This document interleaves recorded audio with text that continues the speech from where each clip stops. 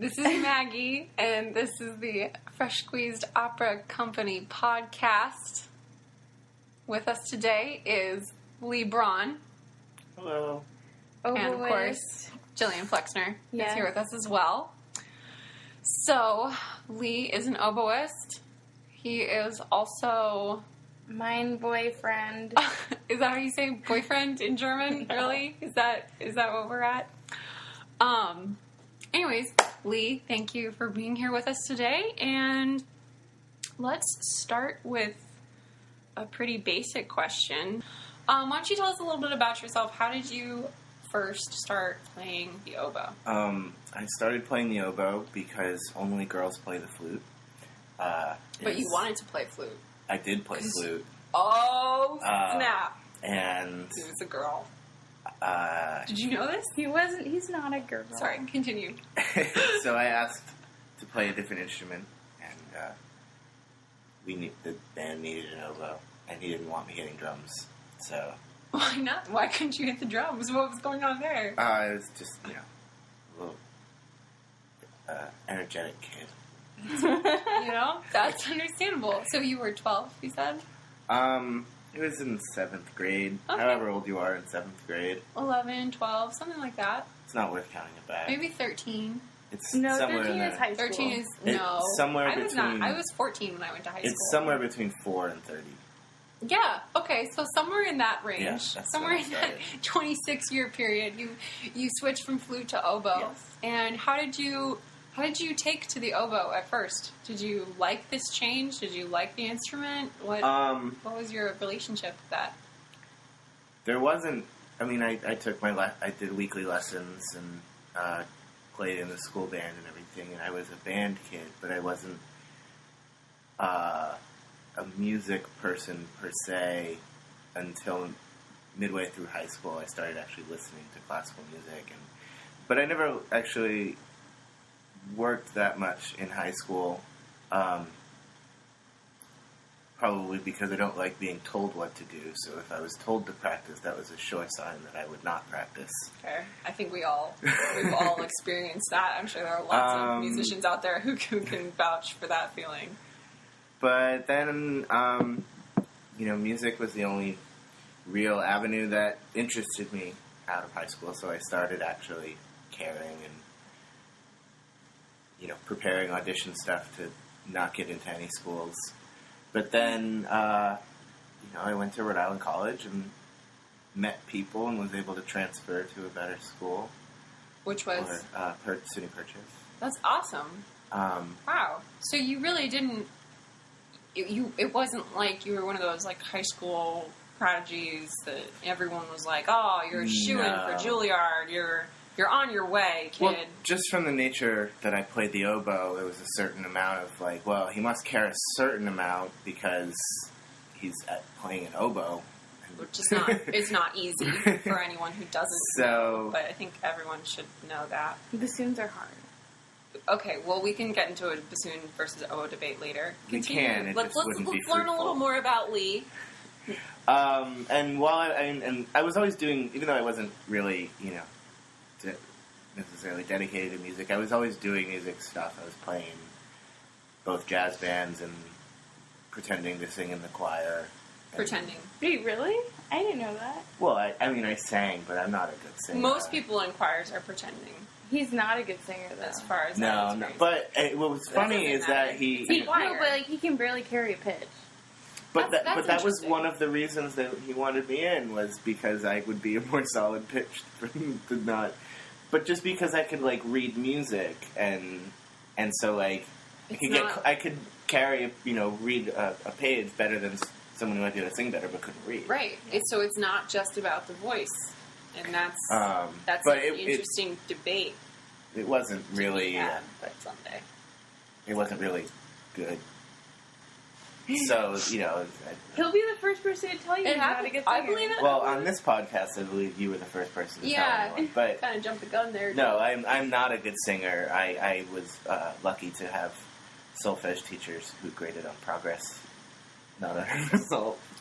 Well, I think it's kind of like how even now, my sight read through something will be better than the next 5 or 6 times through, just because your brain's out of the way, and you know, and while I had read through all the stuff in this packet, I hadn't prepared necessarily that one to the same extent as the two that I had chosen, so I didn't have any, I usually miss that note, this, I need to make sure it does that, because this, it's just... You couldn't psych yourself out for it. Exactly. So he was really onto something, that there's a great deal of I don't know, power in just doing something in the moment.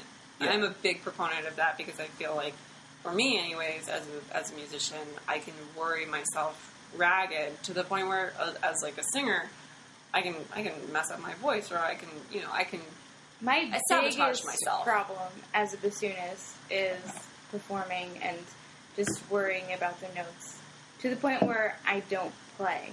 Right.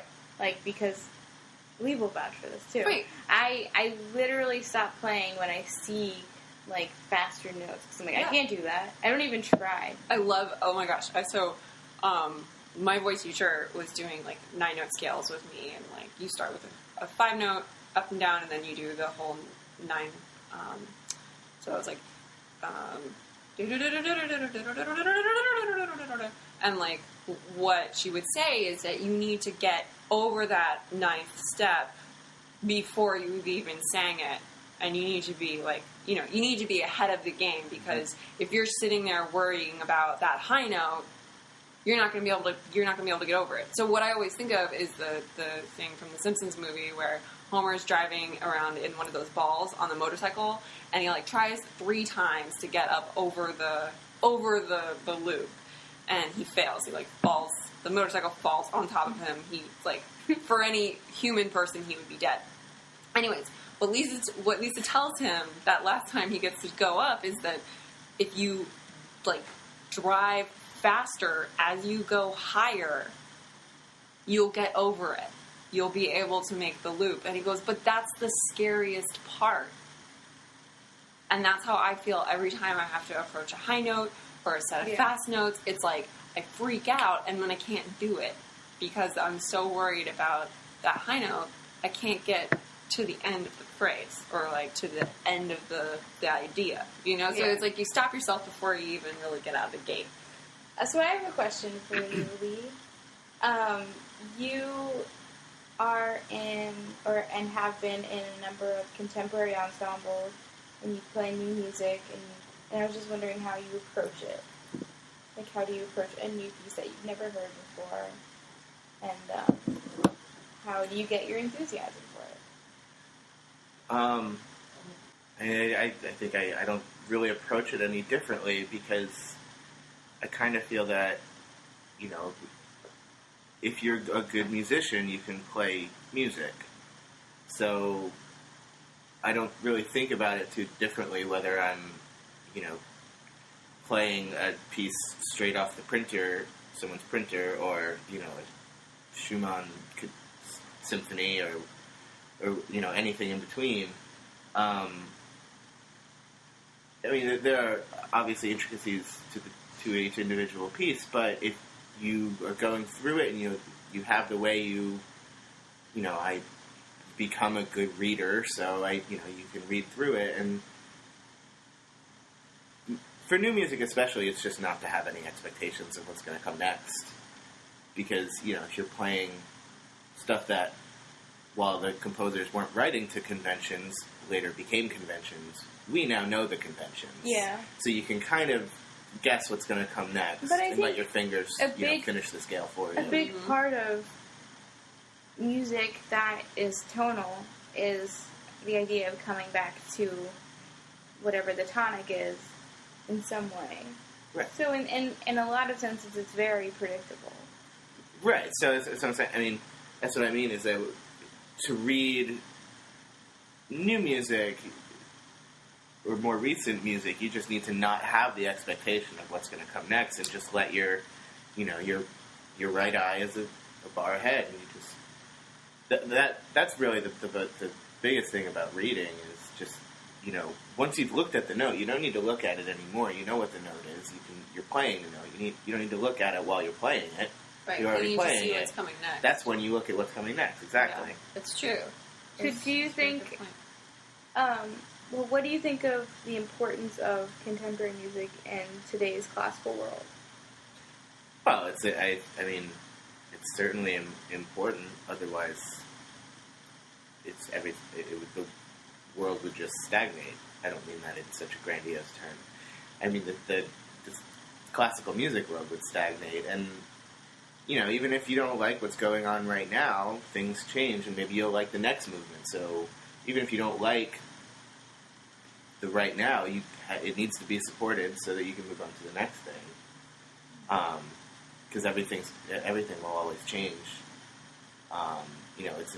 Maybe you don't like atonal music, but maybe in 30 years there's going to be a Barber revival, and we'll have a whole bunch of really rich maybe stuff. Everyone will just be like, "Oh, this so-and-so, this new composer is terrible. I just need to hear some Philip Glass or some Barber to get through the day. I can't believe this."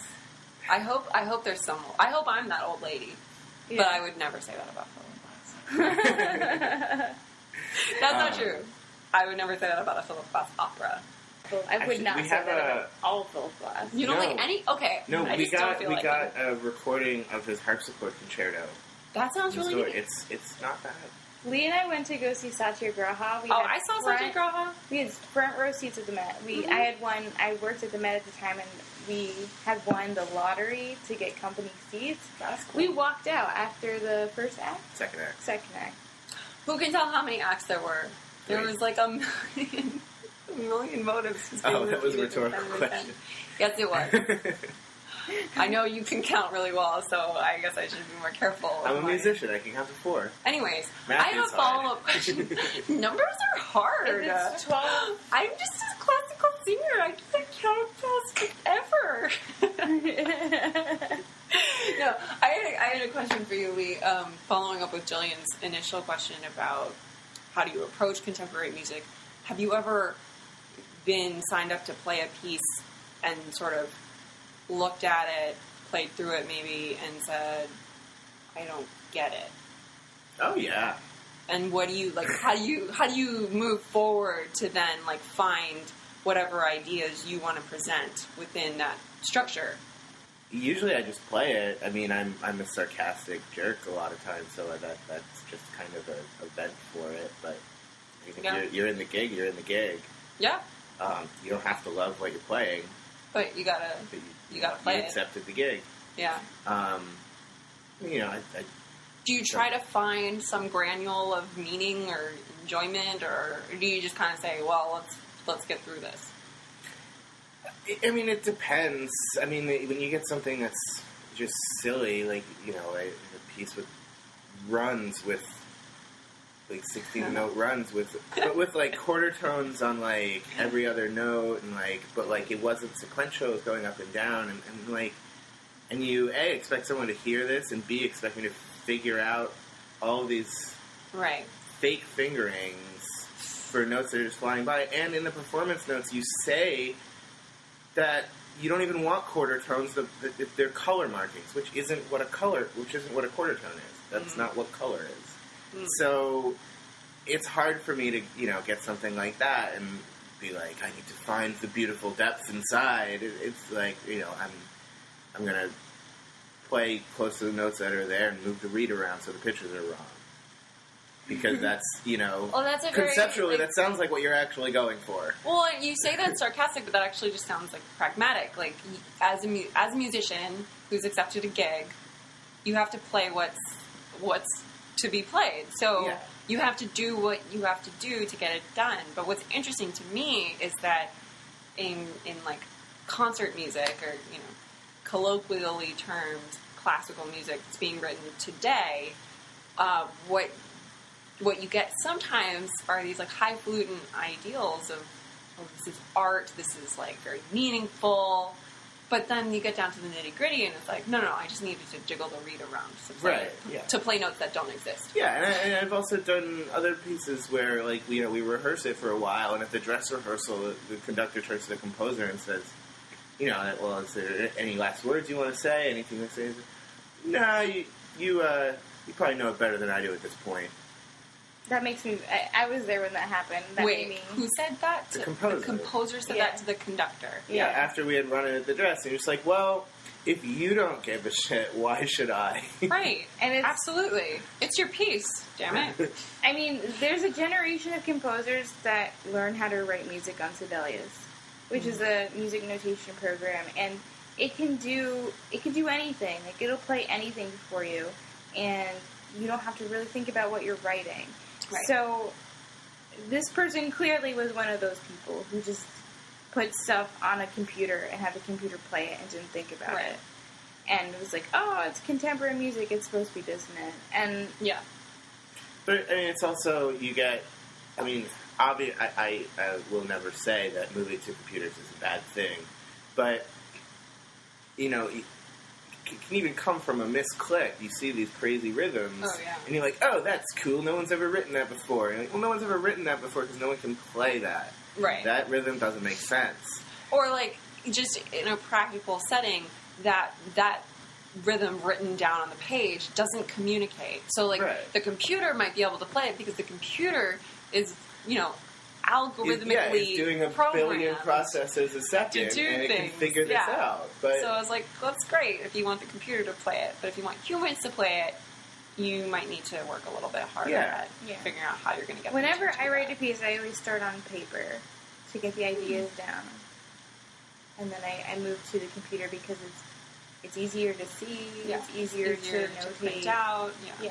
But, I mean, that's so very interesting obviously process, I use the computer, and I'm a huge advocate of using the computer, and I'm sure most musicians are, because it's easier to read. But I started having the computer write my music for me at some point. I was like, whoa, this is confusing. I'm not doing this anymore.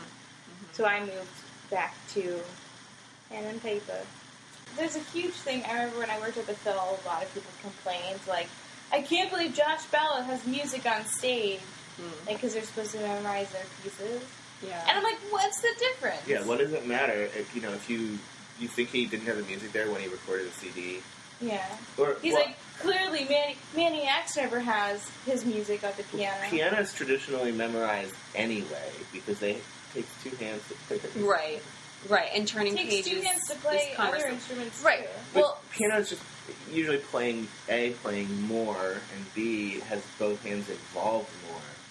Well, but see, I think it's a case-to-case basis. It also has less notes per page, there's more page turns. So if Joshua Bell is, in a sense, like, nailing it in by not memorizing the music, and you can tell that on the, like, in the performance, that's even, like, less involved. And, you know, you're not fully engaged, then I'd say the music is a distraction for the audience, and it's a distraction for you, and then if you're not giving your all because you're focused on something else, then it's a problem. But if it's not a problem, it's not a distraction. They don't even look at the music. It's just there. Then who gives a... Yeah. But they're complaining because it's there. Like, I remember watching... It wasn't Hilary Hahn. It wasn't Gilsha Hahn, but it was someone else doing the Sibelius concerto. And they had music on stage. It was on the floor, and sometimes they like stuck a peek, but it wasn't even. They didn't even turn the pages or anything. Yeah, well, I remember my teacher telling me that in his day, his generation, you didn't necessarily perform from memory. Right. Also, you know, only really violins and pianos and cellos were doing concertos then. There were other ones, but, you know, it wasn't, he had like a story about his teacher, you know, slapping the Strauss concerto out of his hand saying, the oboe's not a solo instrument. I want to play this. No! But he said he always had the music up there when he played, and, you know, when you're preparing for a concert like this, you have it memorized. In order to be even close to prepared enough to be able to do a concert like that, you have the music memorized. But there's no reason not to have it there. You're not reading it, even if you're flipping the pages as you're going. You're not really reading it. It's like a bulleted outline. You're just getting, like, okay, I have 6 bars left, and then I have this passage, which ultimately you have memorized. But you have the music there Sometimes it's just a safety blanket. Exactly. And the fact is that you're not even reading it, but if it weren't there, you would, like we were talking about before, when you psych yourself out, when you know it's not there and you can't see it, and if that's distracting that'll cause you to have the lapse. Yeah. Well, when I sang with the Smith Orchestra for the first time in college, I was wearing this dress that was a strapless dress, and everyone's like, "Oh no, a strapless dress! What if it falls down and exposes your breasts?" And yeah, wait, really? Yeah, it's just a thing. It's just a thing that happens. Whatever. Wait, that your dress falls down? Well, there are ways of preventing that. Tell me about it. I know, but so what my mom and I did was we sewed straps on. And sewed the music inside of your shirt. Yeah, Where you're going. No, we just recorded me singing and stuck it inside the dress so that I could just move my mouth, like Ashley Simpson style. No, what we did was we sewed little straps on so that the dress wouldn't fall down. Well, what happened? The strap fell off my shoulder halfway through the concerto, and I was just like so distracted that at some point I felt like I had to very like subtly just like pop it back on and continue what I was doing. Now, what I should have done was just like done it naturally, not like a robot. Like, oh no, everyone's watching. Everyone can see me. They're gonna think I'm such a horrible performer. They're gonna think I'm so weird because my strap fell down and now it's up and I have to fix it. It was like I spent all that time worrying about it when I should have been worrying about, finishing the Mozart piece, like the concert aria. Like, what was I thinking? But it's the same thing. Did you have experience with the dress falling down? No. Why was this an issue? Because somebody told me, my teacher, I think, was like, oh no, it's strapless. What if it falls off? It wasn't a concern until someone was like, oh no, and then I was like, oh, you're right. Okay, well, we'll put straps on it, and then I don't have to worry about it. Well, actually, it created more of a problem. I wore a strapless. I know, and you looked great. I like to ask what I call normal people questions, and I think when we first talked to you about doing this interview, Jillian prepared you for this question, but it's not a scary question. It's just I like to listen to popular music, and so what is on your iPod right now? What is the last song you listened to? I've been listening to Alice in Chains. Nice. Lately. Nice. I tend to pair an artist or an album with a book when I start reading it. So what's the book you're reading? I just finished the second book of the Sword of Truth series. And it was all about the world possibly having Alice in Chains. It's it. I like it. It's really also a choice from like the 6 things that are on my phone. I just want everyone out there to know that classical musicians read books and watch television and listen to popular music, just like everyone else. Alice in Chains is really popular music in today's 2013. Well, it's not, but it is not classical. Quote unquote. It's almost classic rock. I remember a long time ago, like when I was in middle school, there was this commercial for some computer internet service. So it was in middle school, so the internet was still like a thing that needed to be advertised. And it was like this pianist, this like little kid who was like 5, and he was like a protege, and he was like playing this really fancy piece, and then he like suddenly stops playing and turns to his computer and plays like a Kiss album, sort of saying like, oh man, cool people can do cool things with piano and have talent. It's a commercial for the internet. And they can like do the program. They can do cool things, but then they don't listen to classical music. And I kind of took that as because classical music is lame, and this kid isn't lame because he's listening to Kiss. Well, there are many people.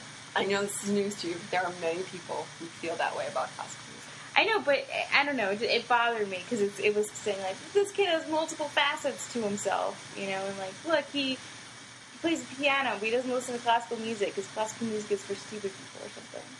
Well, I actually know a lot of classical musicians who don't listen to a ton of classical music, and that's because when you listen to classical music, you focus on it. It feels like work. And so if you are, for example, like I just said, I listen to music when I read. If I try to put on, a symphony or a concerto or something, I'm going to be paying attention to what the musicians are doing. And it's too much. There's too much going on for me to focus on anything else. Right. So... Yeah. I need if we're going to listen, the alternative is to either just have earplugs or not block my ears on the subway, and then I have to listen to what's going on in the subway. Which is no shitty. one wants that. That's not fun. So Maggie came to New York to do this interview today, and she God. said, It is really nice to be in the same room with everyone. That is a luxury we don't always get to do with this podcast. But she said that this morning when she was on the subway, there was this guy on the other side of the platform just walking around going like, which is really, really sad. And she didn't know how to deal with it. She's like, I don't know how you guys deal with it. It's like an everyday occurrence in New York City. yeah, I told Julian this at our stop. I told Julian this over breakfast. This is at like 28th and 7th, or like near Madison Square. This is not like. That's a pretty busy city. It's like a nice upstairs, out on the ground. This area is very nice. The Macy's there, Madison Square Garden is there. You go downstairs. There's some old guy walking around going,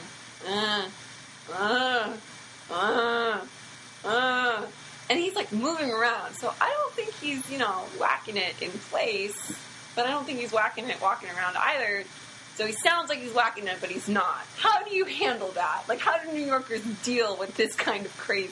I don't People understand. still say whacking it? I just said it. I just said it. Were you That's not the important here? part of this. My dad used to say, Just choking keep the walking. chicken. Choking the chicken. You just will keep walking. Yeah, How you do just you- kind of ignore it and keep walking, block it out of your Block it mind. out of your mind. Like, do you actually Because have it's- all these traumas? Because that it's you blocked really out of your sad, brain? right? Because this Yeah. guy has something wrong with him, and he's living in the subway station. What are you gonna do? What are you It's gonna true. do? What are you going to do? What do you think about opera? Do you like opera? Is that something you do for fun? It's something I am learning about. Through Jillian? Through seeing operas With Jillian? with Jillian, yeah. Well, wait, tell them what you got me for my birthday. We have a basic Met subscription. That's so nice. And That's basically like gold in Yeah. Jillian's world. So we're going. You bought her gold. We're going to Der Rosenkavalier. We're going to Der Rosenkavalier next week. but That's not recent. before That's I met, an old piece. I only want to It's- hear about it's the a new good- piece. Well, I love that piece. it's a 20th century piece. I'm isn't it? just being a dick. So I love I didn't the understand this I about think Lee it- before, I believe but it means the Rosenkavalier. Whoa. or gentlemen. Yeah, it's actually the rose bearer, or the rose carrier. Yeah, the rose knight. So I didn't know this. Go on. I didn't really understand this about Lee before because I never played in an opera before. But he has actually played in a bunch of operas before he saw one, and I'm like, but isn't that kind of like seeing it? But it's not. It's not. You really don't get a chance It's to see so the opera. it's so kind of sad and like I don't know. I remember the first few times I went to the Met, watching the orchestra just book it out of there. Like as soon as the applause starts up, and usually the conductor will come up on stage and then he'll gesture to nobody because the entire orchestra, except for maybe like a bassoon or somebody who's still picking shit up, is like down there. Like everyone's gone. Everybody's gone. The conductor's like, "Yay!" Like, Well, we just did Romeo and Juliet, and I was actively fighting because I didn't play for the last 10 minutes.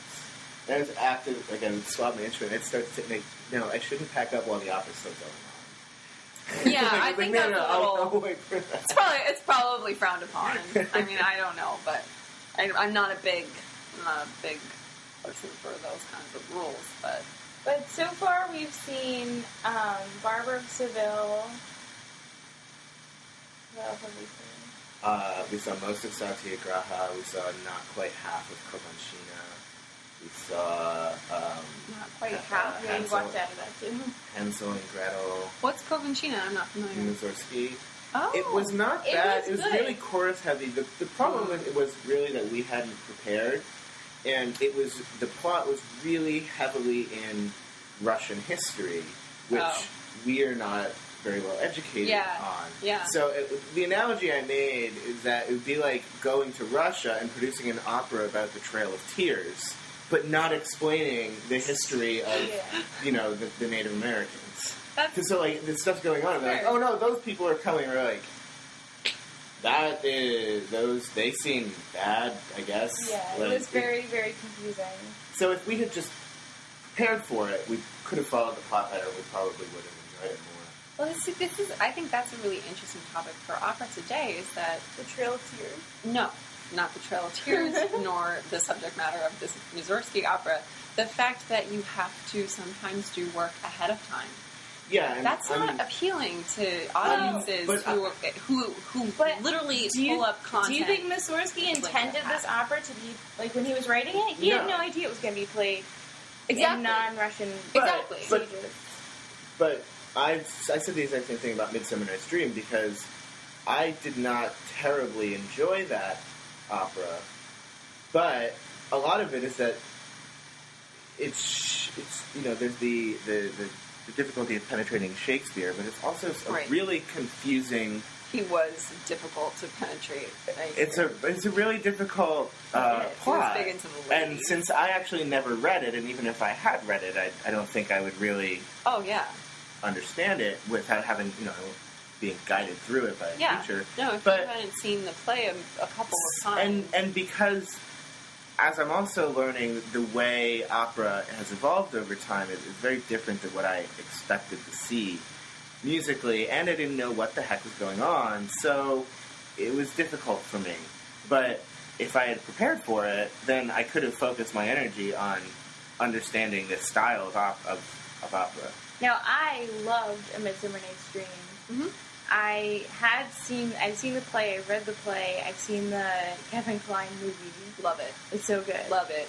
I love Kevin Kline. Yeah. Anything with Kevin You're Kline. also more accustomed to the style, though. It's like that's something that I'm just starting to learn, and actually playing the Gounod opera really helped me learn because I think it's a really good stylistic bridge between like Mozart, Rossini kind of aria recitative and Midsummer Night's Dream or like even Wagner where it's more continuous and it's like you're doing 3 bars of a melody and then you're back into storytelling. Format. And Romeo and Juliet was a good bridge of that, and so that's been my biggest thing. It was so lush. It was like just. I know the music was gorgeous. It was so gorgeous. I mean, Britain's operas are all very lush. I would say. I saw Billy Budd, and it was. I don't know, when I think of lush, I think of, like, a lot of, solo music, like, solos in the wind instruments giving them their time to shine. But this was very heavy. Billy Budd was very heavy. Because, I mean, it's a sailor story, so it's kind of supposed to be. Well, I guess I'm thinking of, Peter Grimes. Peter Grimes. It's also very heavy, but when I say lush, I mean, like, a very wide range of orchestral colors and sounds, like, a big orchestra, like Peter Grimes has a huge chorus, which is I find exciting. It's like a huge wall of sound that you like Coventino. Okay. Well, musically I would. Dramatically, maybe not. Which gets to the heart of my. But I mean, like Boris Godunov. I saw Boris Godunov, and I fell in love with it because the plot is easier to understand because it follows one person. And the music is so spectacular in that because he uses all sorts of Russian modes and everything. Mm-hmm. So, I guess my question for you, Lee, as someone who's like still becoming acquainted with the genre of opera, do you think the composer's intended audience is an important factor for today's productions to take into account? Like, do you think maybe the Met should have reconsidered their choice of this opera? Well, no. I don't think they should have not done it. I mean, and there has to. I think that's kind of the conversation of like the pretentious artist. My art stands alone or whatever. But if I probably more because I'm more of a performer than a composer, I feel like if there's no audience, then there's no music. Mm-hmm. Yeah. If I didn't want to play for people, I would just practice in my bedroom, and I wouldn't look for gigs because you just play it by yourself and be happy. So, but at the same time, you know, the music, that mentality can also bite both ways, because then you can be behind the audience in the sense that you're just writing what you think they want, and then nothing moves forward. Right, you have to toe the line between appeasing their expectations as well as, like, challenging your own artistic ideas. And there's always going to be people like Ives who are writing 40 years ahead of their time, and, you know, it'll come around for them, but if that, you know, is something that is genuinely interesting to people, even if it's not at that time, but, I mean, if it's just something nobody likes, then, you know, there's... what are you doing? Right. Sort of the question. And the thing is that judgment is, realistically, is impossible to make, because, you know, you're not going to go up to someone who puts on an opera that only 10 people came to, like, what are you doing? 10 people came to this, no one wants to hear it. Like, that'd be a douche move. Yeah. So I mean, it's not a kind of a black and white thing. But when you look back over the history of opera, there are, I would, you know, to make up a number, I'm sure there are twice as many operas that we've never heard of because they didn't hit, they didn't stick. Right. They didn't stick, and there was no. And you know, so look at someone like Donizetti. We play like 5 of his operas. He wrote like 30. Mm-hmm. Those are very good. I always bring that point up when people question the importance of contemporary music and performing. Because they're like, well, half of it isn't even good. I'm like, well, half of, in Beethoven's era, of the composers writing at the time weren't good. But you got to give them a chance. You can even flip through those composers' catalogs and find good pieces that aren't on par with their other pieces. Right. Well, that's true. You can flip through like Beethoven the collected works of Beethoven and find plenty of stuff that you don't. That's why but why do we know the Moonlight Sonata, the Appassionata Sonata, you know, why the Pathétique? Why do we know those? But we don't know, you know, Opus 2 number 4, or that's even a piano sonata. But you get my point, like, because not that that's a bad piece of music, it's just not what those other pieces are. I have a very apt quote from the rapper Macklemore's album that is on my iPod right now. The Heist, Macklemore and Ryan Lewis, for those of you out there who want to check it out. He says that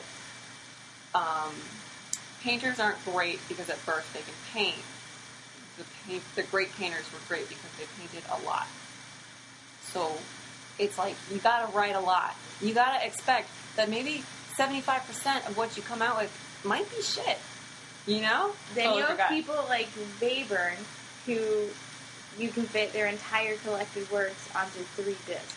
The other thing is, like you know, it doesn't happen that often, but every once in a while you hear, like, oh, you know, someone was digging through an attic and discovered a new Mozart piece, or like, Haydn wrote 104 symphonies, but there's actually 108 or so. But because they've been discovered after. How often are those discoveries where it's like, this piece was discovered and it's revolutionized everything? No. It was in a drawer because he didn't like it. Right. But there's that thing that happened recently where they found out that one of the really most played Haydn string quartets wasn't written by Haydn. So instead of trying to figure out who wrote it and finding their work, they said, let's just throw it away, even though we liked it before. Right. And there's plenty of we have books, and there are plenty of books that are, you know, like the Bach keyboard concertos. A lot of them are actually transcriptions. Yeah. They're not Bach pieces. Really? Well, yeah, and actually the Barenreiter edition says works previously attributed to J.S. Bach. There was no sense of copyright back then. Right. Well, right, but also, I mean, doing a transcription of a concerto is not an uncommon thing. There's a piano transcription of, or the Beethoven piano concerto after the violin concerto. Liszt has volumes of transcriptions. Rachmaninoff has volumes of transcriptions. I mean, the best transcriptions of the Wagnerian operas are Liszt. Well, that's because Liszt was... But no one can play them. Very, very well. And it's a bit, like, people... He was kind of a freak. That was because Liszt was all about Wagner after his daughter married him. But there's also... Probably why his daughter married him. Well, I mean, but like the list transcriptions are really complete, but they're also you have to be list. I remember that when I was first working at the store, and someone came in and they're like, "Do you have piano transcription of Beethoven symphonies?" And I said, "Yeah, we've got the list transcriptions." He goes, "No, I need something that's playable." Clever. Because just if your lists are Rachmaninoff, Right. You write down what you play, but but not everyone. The average can do person that. doesn't have a 16th of on a, Right. Can't on the span. keyboard. What is it like? What was it like? 13th, 12th? Something ridiculous. Something big. I think I have a 9. I don't think a 12 is even that big because I I have have small really big hands and I hands can for do a it girl. all. Pullman yesterday. No. Who's Perlman? Isaac Perlman, the best violinist. Oh, Isaac Perlman! Oh my God, I love him! Ah! Wait, what did he say? What did I'm you say just to a him? singer. I don't know said, violin. "Hi, can I help you?" And he said, "I need a Falstaff recording." That's amazing. Why? Why does he need false stop? Falstaff. That's a German way. Falstaff. Oh, I didn't realize I was being interviewed by Mr. Connery. I'm Bryn Chapel. Why does he need a false stop recording? Maybe he just wanted Maybe one. he wanted to put it in his ears. Can we get him on the podcast next time you see him? Can you ask him? Yeah, we're buddies now. Yeah, I'll ask I him what we mean, watch. you got him that Falstaff recording, I'm guessing. So you guys are best buds, and it's all set. Bada bing, bada boom. Can you also get David Hyde Pierce? Yeah, I would really like to talk to him. Yeah, well, you need to prepare some information about Berlioz. So there's some questions about Berlioz. Does he like Berlioz? He's in his Berlioz phase. Okay, let's just get him and Peter Bloom on here. Oh, and we yeah. can have a really kick-ass show. Does he know about Peter Bloom? You should. I don't know. Do you sell? Do you have Probably has any? his book. Do you guys have any historical Our books? professor. He's our professor, who's like my mentor. one of the top 6 Berlioz scholars in the world. And by top 6, I mean only 6. But same thing. These Berlioz volumes that are like this, and I'm doing this gesture specifically for the podcast. It's about this thick. just for those of you at home who cannot see. I'm holding my hand up to the computer. They're about this thick, It's and about- there's 2 volumes this thick. For all of those of you who just listened to the audio, because we did not film anything for this podcast, Lee is holding his index and thumb fingers about 4 inches apart. They're these really, really thick volumes. He's referring to a very thick volume. It's Your mom's it's 2 a very volumes. They're thick probably, volume. they're probably like 1,500 pages each. And Did David buy them? he came in for the second one. He was just about done with the first one. And it's I don't know How if many that's- are there in total? 2. Okay, because Peter wrote, he did the critical edition of the second volume of the complete works of Berlioz. So Maybe. his work is probably Like referenced editing in them, there. or- Yeah, Oh, no, Yeah. this was a book. this is a book. Well, he's also written many books about Berlioz. He translated Berlioz's letters. Now he's getting into Debussy though. Oh yeah, he's super into Debussy. He's always been in. Well, he hasn't always been into Wagner. Actually, apparently there was a professor who was before our time who really. Jerry told me one time that he got Peter really into Wagner. I'm forgetting that professor's Peter name Bloom right now. was also an oboist. Peter Bloom and I correspond regularly. And I. And Jillian. Robert Bloom was very good oboist. He was my teacher's teacher.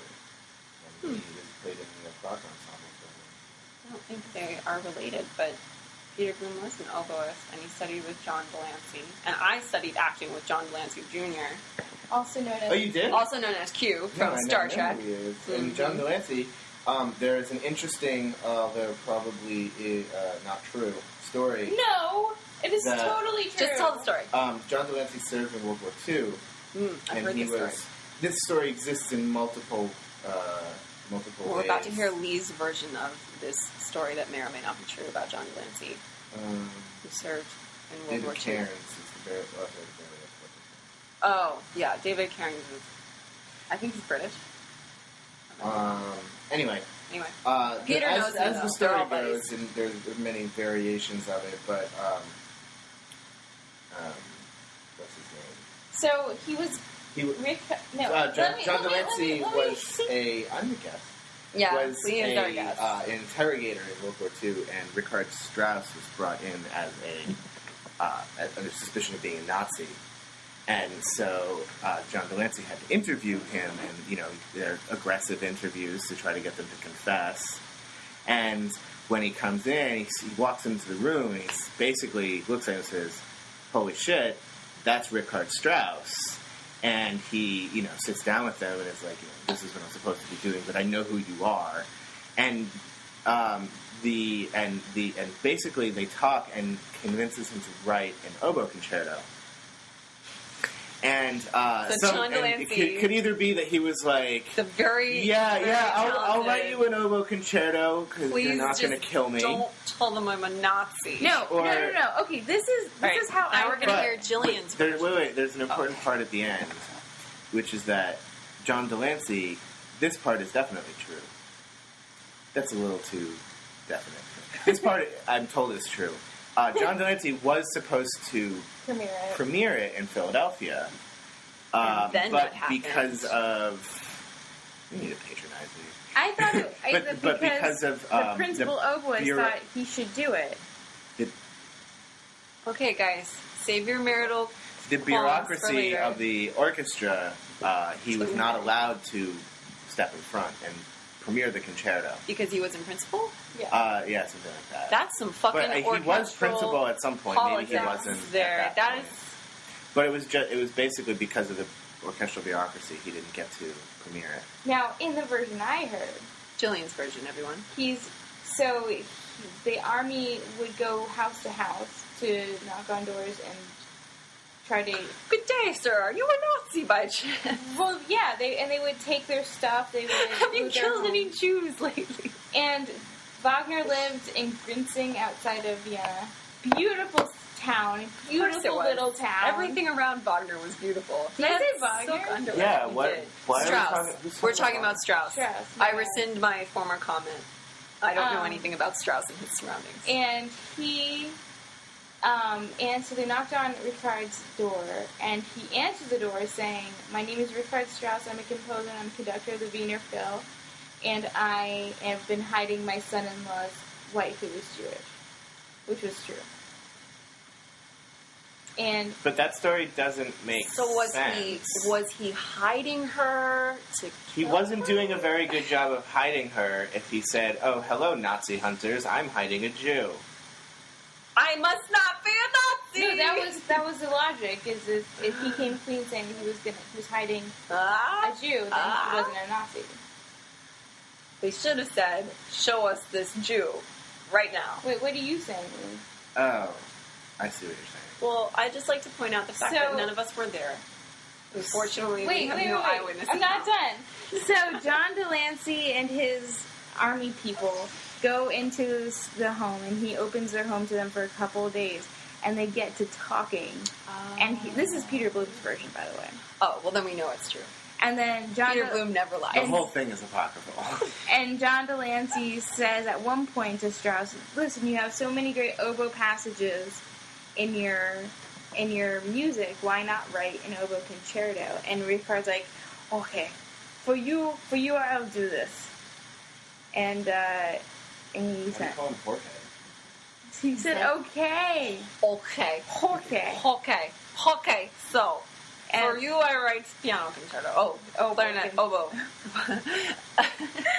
And that's It's was the wind.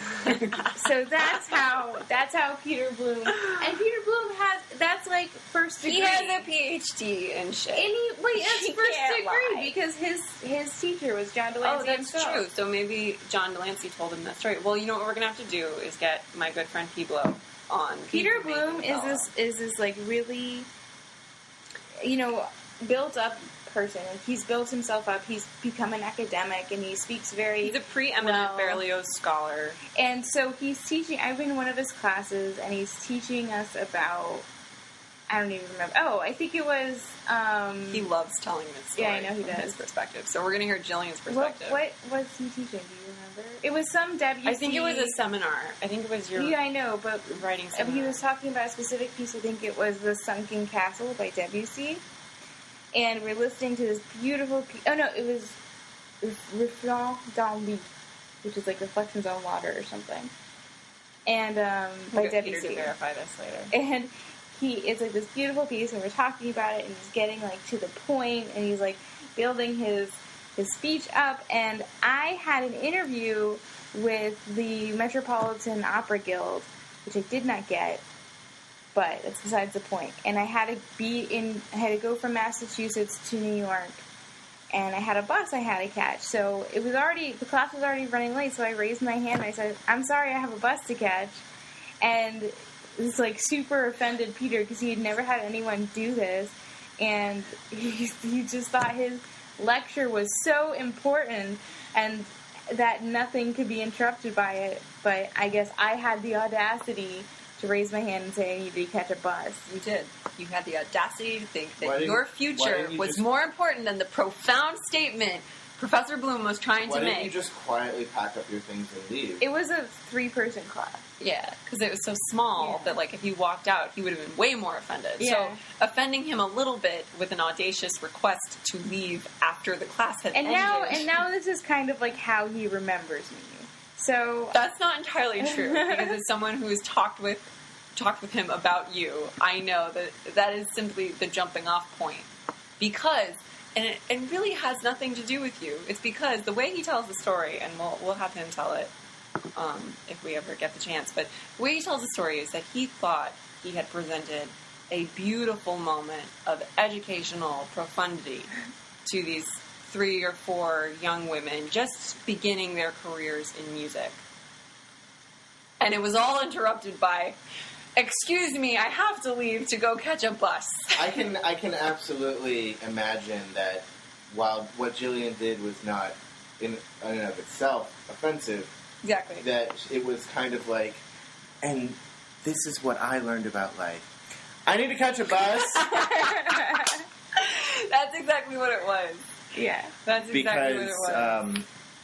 I'm not the most Jillian tactful kind of of lives people. in her own world with that kind of stuff. Yeah. I We needed. should- It we need wasn't. to- we I need think to- he also thought it was like a city bus, but it wasn't. It was like a Yeah, mega the way bus. he tells it, I think he thought it was the PIVTA, like Yeah. the Pioneer Valley Transit Authority. I think he thought you were maybe going to UMass or like Yeah, no. just going to the mall. Like the way from his perspective, I'm pretty sure he thinks it was trivial. Right, but I mean, I had said- did explain to him later that Okay. it wasn't, and I had to catch like a mega bus. You're right. You had to, But catch, I you don't had to even go think to that- the mall to catch the mega bus, to go to New York, to Yeah. to do the interview, to possibly get a job, which is very hard to do in this industry, especially fresh out of college. So you weren't even out of college. So from within college, Yeah. you were very lucky to even have an interview. Really, Yeah.